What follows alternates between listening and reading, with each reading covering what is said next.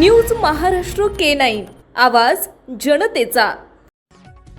राज्यात वाढत चाललेली वाहतूक कोंडी आणि शहरी प्रदूषण या गंभीर समस्यांवर नियंत्रण मिळवण्यासाठी राज्य शासनाने महत्त्वाचा निर्णय घेतलाय।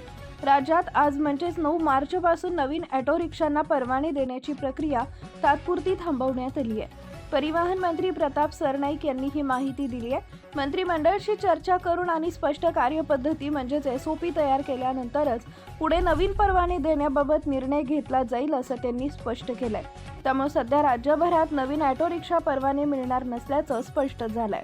परिवहन मंत्री प्रताप सरनाईक यांनी सांगितलंय की राज्यातील अनेक मोठ्या शहरांमध्ये ऑटो रिक्षांची संख्या मोठ्या प्रमाणात वाढत चालली आहे। त्यामुळे वाहतुकीवर मोठा ताण निर्माण होत असून ट्रॅफिक जामची समस्या दिवसेंदिवस गंभीर होत चालली आहे। विशेषतः मुंबई आणि उपनगरांमध्ये रिक्षांची संख्या प्रचंड वाढल्यानं वाहतूक व्यवस्थापन अधिक कठीण झालंय। शहरांमधील रस्त्याची क्षमता आणि वाहनांची वाढती संख्या यामध्ये मोठा तफावत निर्माण झाल्यामुळे काही काळासाठी नवीन परवाने देण्याची प्रक्रिया थांबवणं आवश्यक असल्याचं सरकारचं मत आहे। या निर्णयाबाबत केंद्र सरकारशी पत्रव्यवहार करण्यात आला होता। त्यानंतर वाहतूक आणि महामार्ग मंत्रालयानं राज्य सरकारला स्थानिक परिस्थितीनुसार निर्णय घेण्याचा सल्ला दिलाय।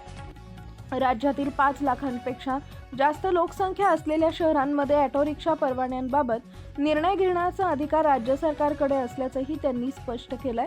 त्यामुळे शहरांमधील स्थानिक परिस्थिती, वाहतुकीच्या गरजा आणि नागरिकांची सोय लक्षात घेऊन नवीन धोरण तयार करण्यात येणार आहे। लवकरच स्पष्ट मार्गदर्शक तत्त्वे म्हणजेच SOP निश्चित करण्यात येईल।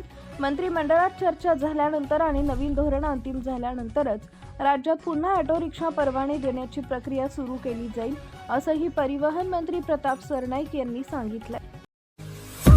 महाराष्ट्रातील महत्त्वाच्या आणि ताज्या बातम्या पाहण्यासाठी आमच्या न्यूज महाराष्ट्र K9 चॅनलला YouTube वर सबस्क्राइब करा आणि बेल आयकॉन प्रेस करा।